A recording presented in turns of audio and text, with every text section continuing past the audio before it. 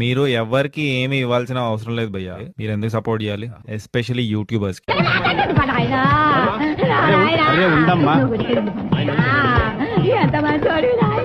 ఏదో బిజినెస్ పెట్టారు, దాంట్లో లాస్ వచ్చింది, సో మీరే నాకు హెల్ప్ చేయాలి అంటే I don't think it is right. అడిగిన దానికి సమాధానం చెప్తే తెలివితేటలు అంటారు, చెప్పకపోతే పొగరంటారు. మరి నన్ను ఏం చేయమంటారు? అది తప్పు కదా. అంటే చిన్న ప్రాబ్లం వస్తే ఇంకా ఆడియన్స్ మీద అడిపోవడమేనా? ఇప్పుడు నేను మారిపోయానండి. ఇది ఆన్లైన్ బెగ్గింగ్, ఆన్లైన్ లో అడుక్కోవడం అనేటటువంటిది నాకు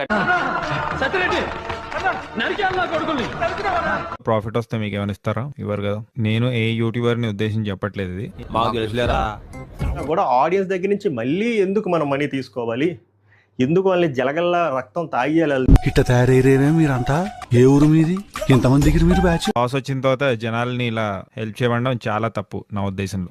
అవును సార్, నేను అదే ఫీల్ అవుతున్నాను. సో మనోడు మరి రేపటి రోజున బిజినెస్ లో లాభాలు వచ్చాయి, దాంట్లో మీకు ఏమైనా లాభాలు ఇస్తాడా? చెప్పొచ్చు కదమ్మా, చెప్పనే లేదే.